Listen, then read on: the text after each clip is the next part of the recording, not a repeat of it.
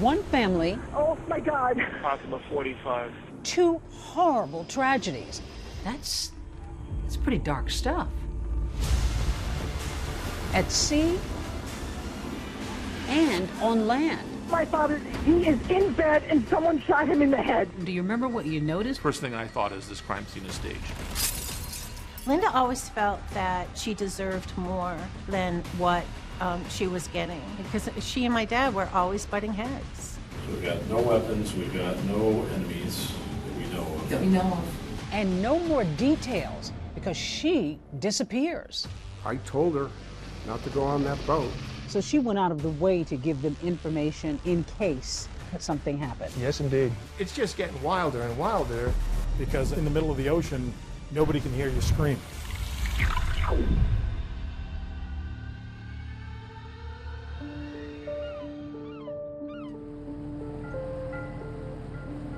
Every fisherman has a story about the one that got away.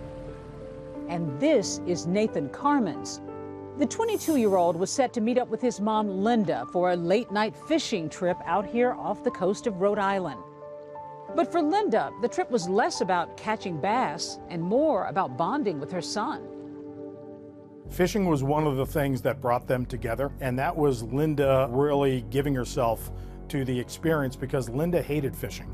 Linda didn't eat fish, but she thought this is the only thing that made Nathan happy, and she wanted to connect with her son in any way possible. That was a common occurrence. They used to go either weekly or sometimes bi-weekly. Nathan and his mother, they'd taken a boating course. They had some fundamental knowledge, but they stuck pretty close to land and were fishing for stripers and blues.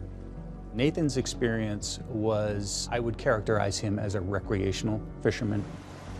Mom and son planned to cruise toward Block Island in this boat, which Nathan recently bought, one that just passed inspection by the Coast Guard a month earlier. That's comforting to Linda, who has a better to be safe than sorry approach when it comes to boating. So she begins to tell her friends about this fishing trip and shares information as to where they're going to be at specific times during that trip. Linda is so cautious, she even texts photos of the boat and its registration number to her friends so it can be easily spotted if the boat breaks down. You're relying on your engine, you're relying on electronics to get you there. On a starless night with calm seas, the two depart Ram Point Marina in Rhode Island at about 11 p.m. Linda texts her friends that the journey is underway. The boat is never seen or heard from again. One of my sisters had called me and said Linda and Nathan are missing. And I kind of freaked out. Linda's friends begin to worry on Sunday of that weekend because Linda had claimed that she was going to come back and text them when she arrived. Linda always did a float log. And, you know, when Linda got back, she'd call her friend Sharon, and Sharon never received a phone call. That's when two of her best friends reach out to authorities and say, something has happened. There are two missing boaters off the coast of Rhode Island. We need your help. It started out as a typical missing persons investigation, which is not criminal in nature. Our first order of business is naturally to find the missing people, gather the facts and circumstances to try to determine how they potentially went missing. Oftentimes people are not missing, they're just overdue. The U.S. Coast Guard quickly begins a search over the Atlantic. The United States Coast Guard really deployed every available resource that they had to find this missing boat. They deployed fixed-wing aircraft, reconnaissance planes, Coast Guard cutters. Given the nature of the success rate that the Coast Guard has with search and rescue, I was very, very shocked that they were not finding anything. We defer to the Coast Guard for search and rescue efforts in that respect. They were really scouring the ocean, and the search efforts came up unsuccessful. I think it was day 6 that the Coast Guard made a decision to call off any additional search. And at that point, they had covered 64,000 square nautical miles, which is a massive, massive search area. So the Orient Lucky, which is a Chinese cargo ship, and they were out around 115 miles south of Martha's Vineyard as they were shifting ballast in their ship. The Orient Lucky routinely travels the high seas picking up cargo, but this time it will make headlines for picking up something else. Lucky indeed. They saw what they believed was an orange ball popping out of the ocean about 1 square nautical mile from where the cargo ship was positioned at the time. And when they got a little closer, they realized it was a life raft. And inside that life raft was a figure, a young man standing and waving a flag in distress.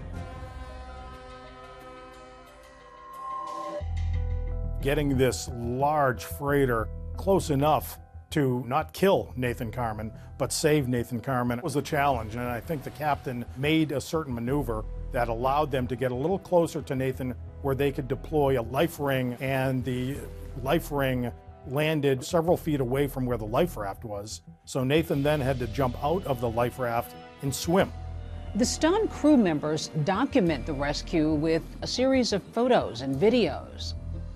Once he's on board, Nathan is offered hot soup, water, and dry clothes. I got a call from my supervisor saying that Nathan had been recovered by a passing ship. I was shocked, and I was thankful that there was a survivor. The rescue, a kind of needle in a haystack, becomes international news. And a man lost at sea with his mother for 8 days has been found alive in good condition. There were pictures of Nathan that were on the front page of newspapers all over the world because everybody thought that this was a wild story. Next tonight, here, the family mystery at sea. More than 100 miles from land, the discovery, and authorities asking what happened. Nathan, this is United States Coast Guard, Boston. Over. Mom and I, 2 people, myself and my mom, were fishing, and there was a funny noise in the engine compartment. I looked and saw a lot of water. The boat dropped out from under my feet. When I saw the life raft, I did not see my mom. Have you found her? No, we haven't been able to find her yet. Nathan Carman is still on that freighter. He's expected to arrive in Boston tomorrow night. So now we can start to maybe get some insight as to what transpired and why it transpired. But it was also concerning because Linda hadn't been recovered.